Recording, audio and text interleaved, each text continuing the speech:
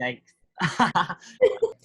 This is just a disclaimer. All opinions expressed in this podcast are our own and they don't reflect the entirety of CRY or CRC. Hey everyone, we're back. We are the Creative Resilient Youth Group, and this is our second, technically, podcast episode. So we're just gonna introduce ourselves once again. I'm Andre. I'm Avani. I'm Lucy. And I'm Mike. All right, so it's been a minute since we talked to you guys. We're just gonna do a little check-in and just talk about, like, I guess how we've been. A lot has definitely happened since the last time we recorded our podcast episode. So, if everybody feels okay with, like, maybe 2 or 3 words about how they felt, like, these past few months, just in general, we can go around. Ivana, you could start if you feel ready. A few words on how I'm feeling these past few months. Tired, overworked, and I guess tired and overworked can be the same thing. Overworked, confused, and angry. For me, I guess it's stressed out, sweaty. So insanely sweaty. And what else? Oh yeah, I was gonna say I really relate to feeling overworked. I'm just so overworked, and there's nothing really going on, but at the same time, it feels like there's so much going on, because obviously there is. And if I'm stressed out and feeling overworked, I can't imagine how a lot of other people are. So it's crazy. Yeah, Definitely. Okay, I'll wait till she gets back, but I guess I can say, like, a few of my 3 words. I've been feeling a lot more tired than I usually do. I've been feeling, like, a lot stressed, but I have been going out just, like, to get physically active. So I can relate with Lucy in saying that, like, it's sweaty, especially because it's summer. It's getting like really hot. Go for it, Michael. How I've been feeling these past months. Well, I've been feeling very motivated lately. I've been I've been working lately, and I got a lot of things set up for this week, because me and my team are gonna go to Philly and shoot some things for my brand. And right now I'm just chilling as of right now, so I'm doing good.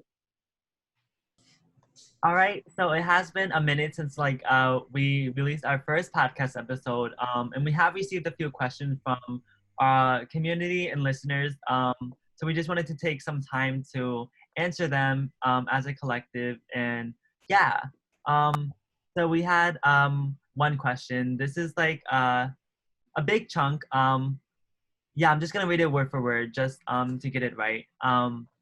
But someone said, as a parent with a mental health history, when I realized my child was struggling, I tried to make the best decisions I could, although I sometimes fell short. For those of you who had/have people in your lives who try to be supportive by encouraging certain decisions, for example, medication, do you consider it to be helpful or hurtful, knowing they're trying to be supportive?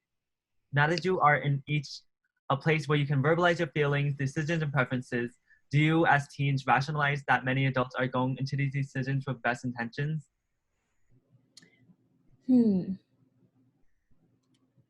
That is tricky, just because I'm like going through something like that right now, and I feel like most people who are faced with that are aware that it is coming from a good place, but it all depends on how you do it. Because if you're encouraging, especially if you're encouraging your child, like, take medication, do this, do that, but you're not trying to first listen to what they have to say, listen to how, even just listening to what their mental illness is like, especially like, well, this parent said they do struggle with mental illness, so I feel like it is a little bit easier to kind of grasp what another person suffering with any mental illness is going through. But it's very important to listen to how their head works, to listen to how they view the world, how they view things, how they feel certain things, what triggers them.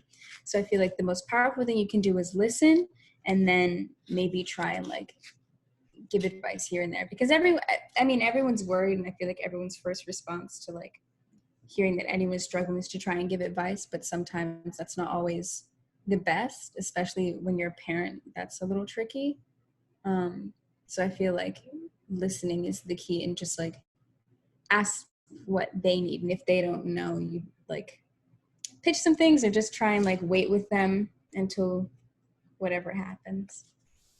I don't know, I'm not a parent, but you know.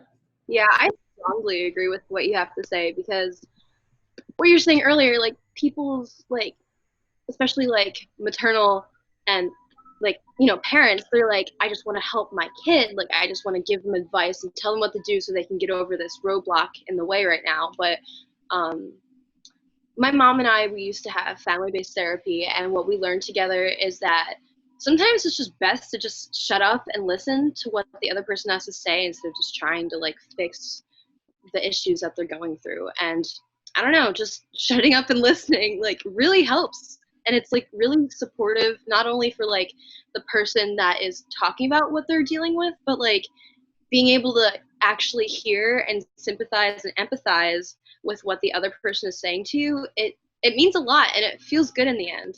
At least that's what I've realized.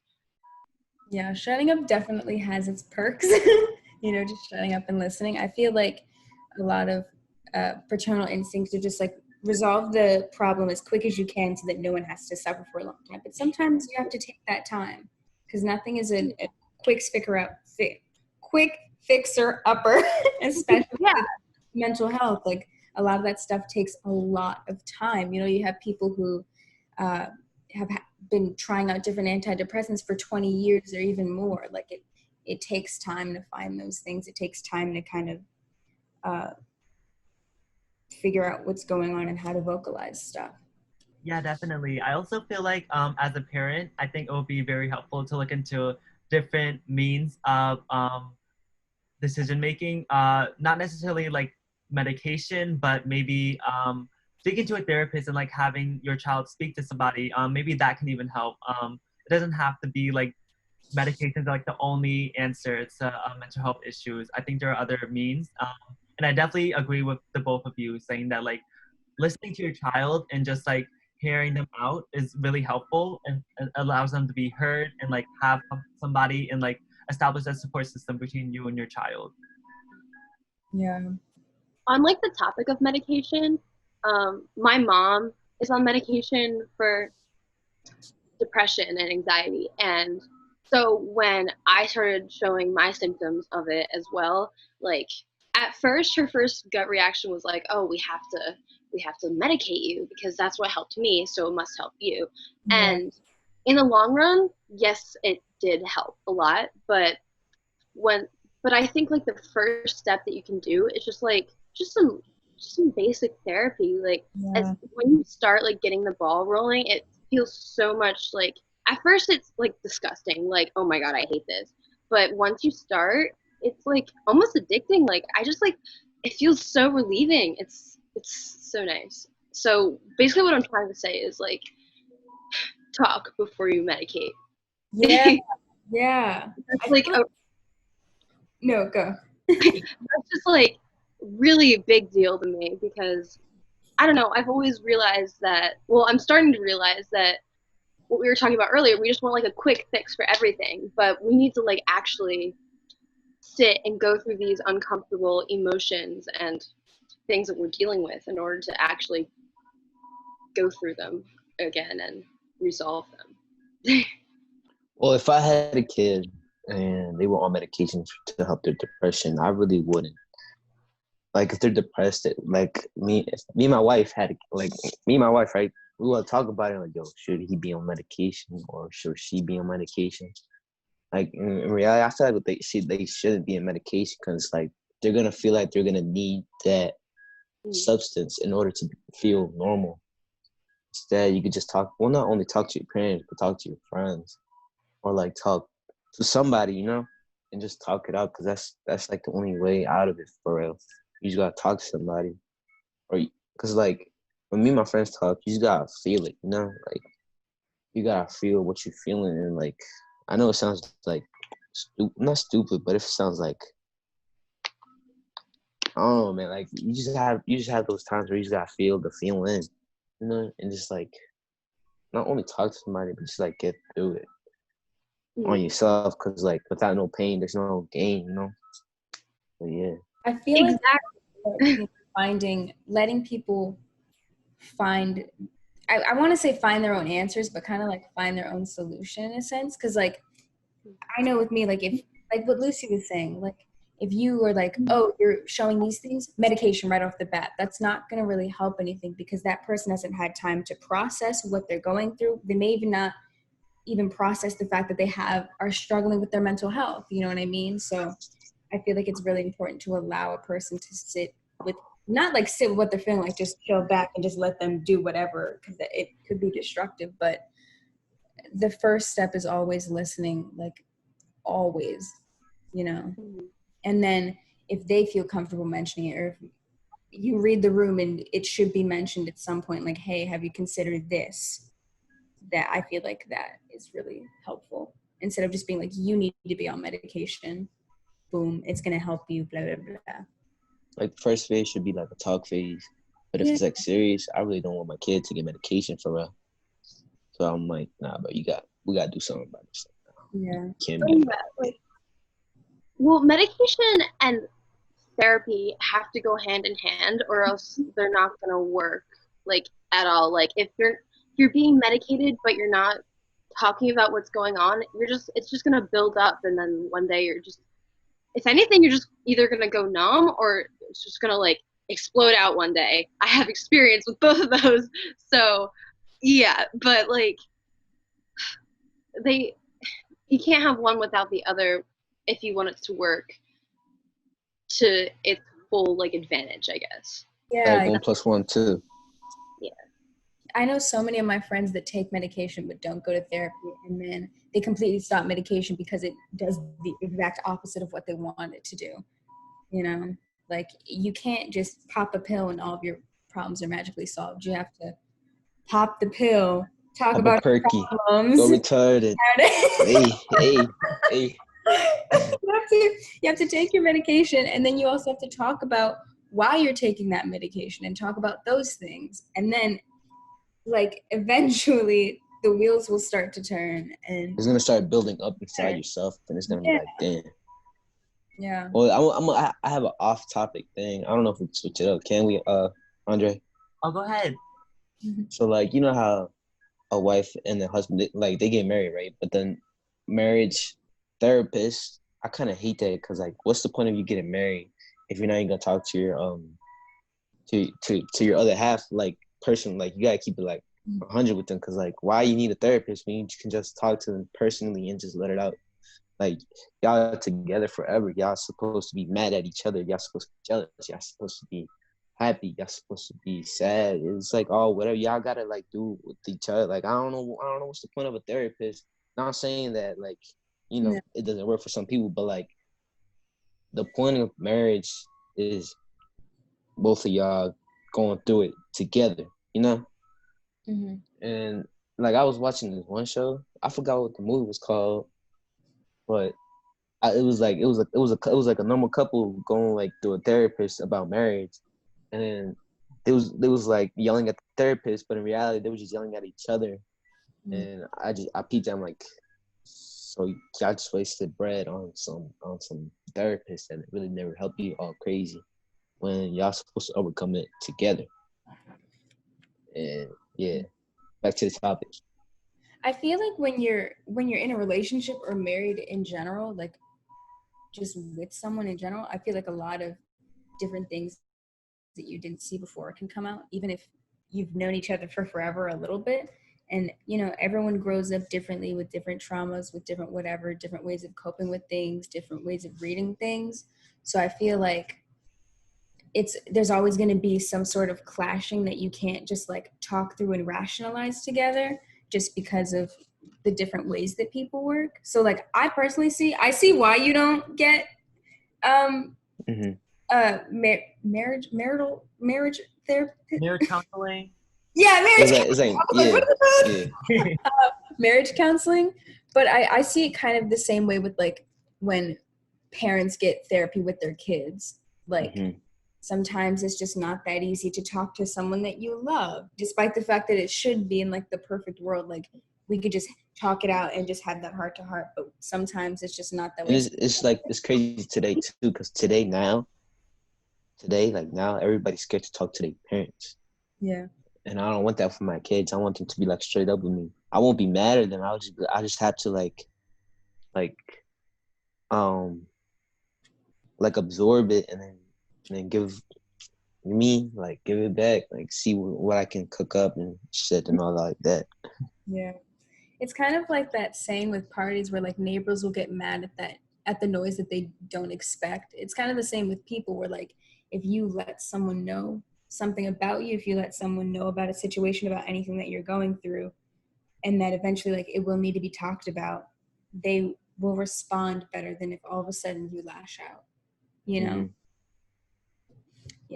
Yeah, I think it stems from I think it shows the importance of building a foundation of support within like any type of relationship, not necessarily like romantic relationships, but like familial relationships as well. Yeah, and I think sometimes like couples are like unable to have that support system because like they're tied together. So I feel like it does help to like have a third party there, just so like the argument is like not one-sided, or like having somebody to facilitate that conversation makes it like easier, or just like the couple more willing to like talk to each other about it openly. Yeah, but I definitely do feel like it all stems from like having that support system and like feeling comfortable enough to like confide in the other party to just like talk about your feelings and like actually like assess the problems and like find a probable solution to it. We do have a second question. It's on the topic of medication use. But knowing that there is a worldly stigma around mental health and medication, does this affect your decision to take medication or not? And do you think your perspectives on medication usage will be different if you were diagnosed with a heart condition or terminal illness, for example? And thank you and much love. Wow. That's really interesting. Mm-hmm. I personally don't, like, I was not raised with my grandma, but like I grew up with my grandmother, who is very much like anti-medication. Like she isn't about that. She's all about she's very like spiritual and herbalist and like all that stuff. So she doesn't like taking medication.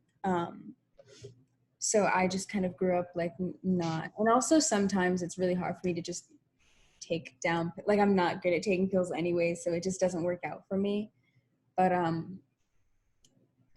that second part really kind of blows my mind, just because it begs that question of like how serious is mental illness, because you know, if you have like a terminal illness or something physical, of course you're going to take medication for it unless you're like kind of, I don't know, crazy. But I feel like if I had a heart condition, of course I would take the medication because I want to live. But then who's to say that taking medication for depression, anxiety is any different? Which is something that I've kind of had to question myself, and I don't know the answer to. But that's a really good question. Going back to what I was saying earlier, like when my mom was advising me to maybe start taking medication, at first I was like, are you insane? Like, I am 14 years old. Why should I, like, I am not crazy, quote unquote crazy. I don't need this. I'm better than this. I can deal with this on my own, but sometimes you gotta do what you gotta do. Like, because mental health is what it is. It is what it is. And it's as fatal as physical, what's the word? Illnesses. Sorry. But people don't understand that just because you can't, like, just because it's not like a broken arm or something, it isn't as severe as what it could be. It's, in some cases, sometimes it's like, this sounds kind of controversial, but sometimes it can be worse. Like something, if you go untreated with like depression and suicidal ideation for such a long time, like you're probably like going to die. Like there's a fatal outcome with this like illness that you're living with. So I don't know. And kind of what, that's my stance on this. Like suicide, first of all, that if you go with your stuff untreated, untalked about, unthought about, like the chances are probably higher that you will probably hurt yourself, you know? And then also just to talk about the physical reactions to these things, the physical reactions to stress and anxiety and depression. Like there are physical things, like when I'm having a panic attack, first of all, I feel like I can't breathe. Second of all, like you get those weird, like people experience a wide range of things when they're anxious. They're hyperventilating too. Yeah, you know, like these mental illness is just as serious as something physical, just because it's not seen, but the underlying things that it can cause are really damaging and need to be talked about, need to be taken seriously. Yeah, I think yeah, that second part of the question, I never really like thought about it until like it was posed to us. But yeah, I definitely agree that like mental health is just as important as physical health. And I feel like that's part of like why I guess this is our society that we live in now. Like there's like a lot of students, particularly like younger demographics with increasing mental health issues because we don't take it seriously enough as it should be taken. And I know a lot of times, like I know for me at least, in health classes, like my physical health is more important than my mental health. Like we literally talked about it like a few times, but that was it. The rest of the year, we only talked about physical health, and I feel like just having that knowledge beforehand, like would definitely like help with people like being aware of it first of all, but also just like opening people's minds to like seeing how important it is. Yeah, well, that's it for our community questions, but I definitely feel like it's fitting to talk about our plans to reopen schools in the midst of a pandemic. Yeah, well, our school district, our local school district, just like we opened plans to open schools back up in the fall for students from kindergarten to 12th grade. But yeah, well, I can speak for myself. I feel like this is definitely like an issue, and I don't think kids should go back to school physically. I feel like if there is a means of like online of an online platform, they should be able to do that, or like at least have the freedom to choose like being online rather than like forcing everybody to go in school, and also like reprimanding them for not attending school because this is a pandemic and like there's a lot of safety concerns with this obviously. And I feel like if we like managed to pull off online school for the spring semester last year, why can't we continue it for the fall semester this year? Yeah, and yes, online schooling was crazy just because it was new and it was so abrupt. I feel like if we if we take the time to schedule and plan as if we were going into a new school year, but online, it would work fairly okay. And also, in my personal experience, especially with high school, I knew so many kids who had elderly parents. Elderly as in like in the demographic to die from COVID, which now kind of everyone is in because we've learned more about it. And I feel like it is just the most irresponsible and disrespectful thing to do to reopen schools and force people to send their kids there. Because if you don't send your kid to school and you don't register them as homeschooled in a certain amount of time, that could be child neglect. But you're sending these kids to school where they could possibly catch COVID and die themselves or spread it to their family. And also for the staff members, for the teachers and sanitation workers and janitors, like all those people within that school could also catch it and also get sick and also die and also spread it. I just don't, our whole mantra for this should be that we're trying to flatten the curve. So I don't understand why we are about to push thousands and thousands of kids back into school. You know, they're not going to go to school and then go home. They're going to go to school. They're going to hang out in the city. They're going to do this and that. Like, it's just going to get worse than it already is. You know, I don't get why there was such a huge, crazy scare over this virus when it first started. You know, people were buying up toilet paper and all this crazy stuff. But now the virus is at its scariest point, especially in this country, in America, and we're not taking it seriously. There's an anti-mask movement right now, which is just the wildest thing to me. And also, what are they going to do about these schools with proper tools to protect themselves? Because especially in Philly, we have a very poorly funded school district, supposedly. And they do not distribute the money properly throughout our schools at all. We had a whole thing with asbestos that still hasn't been cleared up, and it just got swept under the rug right before COVID. So I don't understand what steps are going to be taken in order to make sure that the staff is taken care of and that the kids are taken care of. Because without a pandemic, without a virus out there, we still weren't being properly taken care of. Still was no proper funding. Still was no proper supplies. Like, it doesn't make sense to me. It's just all the schools that are going to be affected the most by this are the schools that are predominantly people of color, the schools that are predominantly in lower income neighborhoods that won't be able to survive this virus. And it doesn't make sense.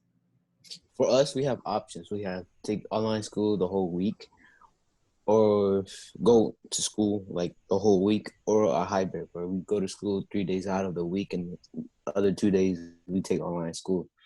But me and all my friends are talking about taking the hybrid, which we take the hybrid in the morning and we have all the afternoon to ourselves. So that's what we're thinking about. And then we have 2 days off in the weekend or something like that.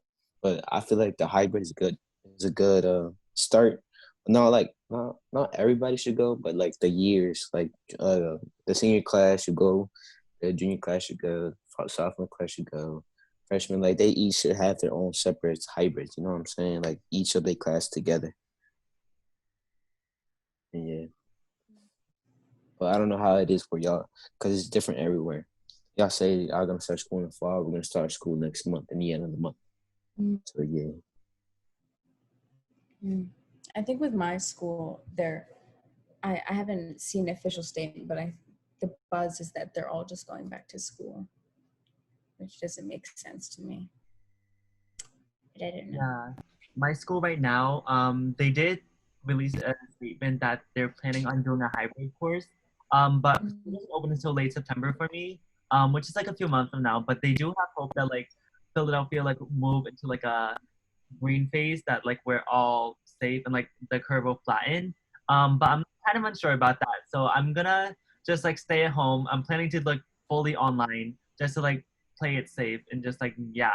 But I do think about like my high school years because my high school had 2,000 people. And first of all, like the building capacity couldn't fit that amount of people. So like just to think about like the 6 feet apart thing and like first of all these classrooms are like I know in my past years being part of the school district like overfilled classrooms are like a big deal and like these classrooms have like 30 kids around and like just to imagine those 30 kids like spreading 6 feet apart I don't even think there's enough space in the classroom to like fulfill that and I like yeah and also with the teachers I just want to acknowledge like the fact that they're so resilient and like they're working through this because I know I follow a lot of my old teachers and they definitely don't agree with like the school district statement about like putting children back into schools because it's unsafe and like Avani said like these school conditions were unsafe as it was before so like even adding on to like this pandemic like that's a lot to ask for of a teacher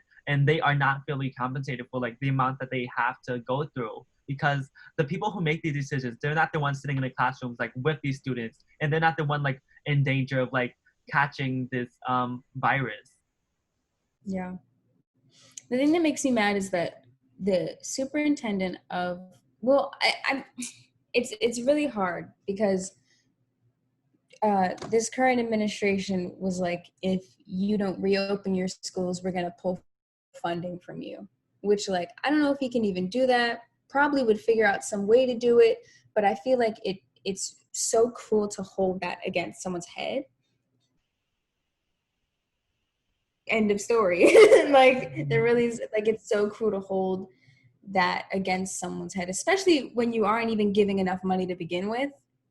And then for it just really makes me upset for the superintendent who also just got like an upgrade to his suite.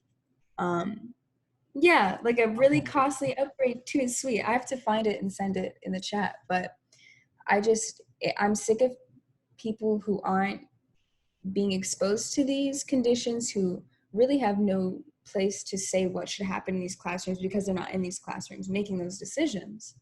Like yeah, I think I also want to pose just like the fact that there are students out there with mental health issues and like those students aren't being accounted for, especially like with an online format. Not everybody's like comfortable with that setting, and like the fact that they're, I guess, like instability of like being physically in a classroom and like being online is just like bad for everybody's mental health. But I really do feel for those who have mental health issues, especially like being in school, because that's a lot to ask for like at such a young age. Mm.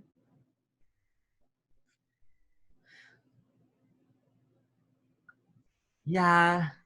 Um, yeah.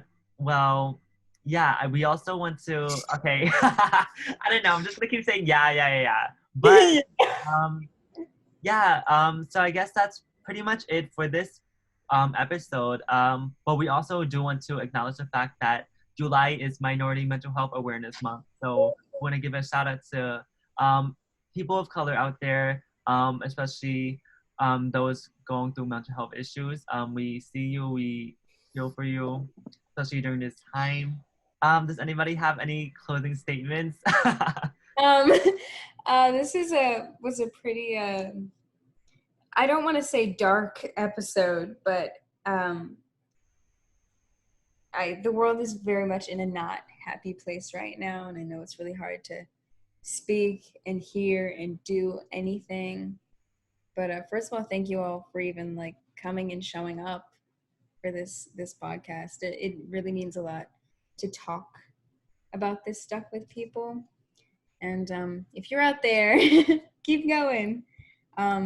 Eventually, we'll have the calm after the storm. I don't know when, I don't know how long, but eventually.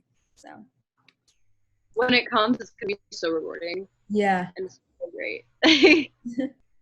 Long live the Wool Gold Stream, the deluxe Pop Smoke. Go listen to that joint. That joint amazing. I got nothing else to say. Just get lit.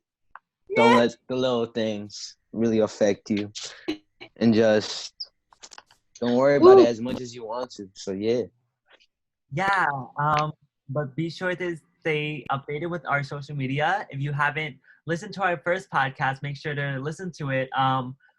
We are the Creative Resilient Youth Group. This podcast is called The New Normal. Our Instagram is at cry.collective, and our website is officially launching up. It's crycollective.com. But yeah, that's pretty much it. Thank you for listening. We really appreciate it. One more thing. Go ahead. Don't wash your hands. Wear a Yeah. mask. Wash your hands and wear a mask. 6 feet apart Stay and no large I'm groups. capping. Absolutely none. All right. Well, that's the end of our podcast. Thank you for listening. Stay inside if you can, but if you do go outside, wear a mask. Stay 6 feet apart, and yeah, that's pretty much it. So yeah, bye and enjoy the rest of your time. Just vibing. Guys. Bye. Stay safe.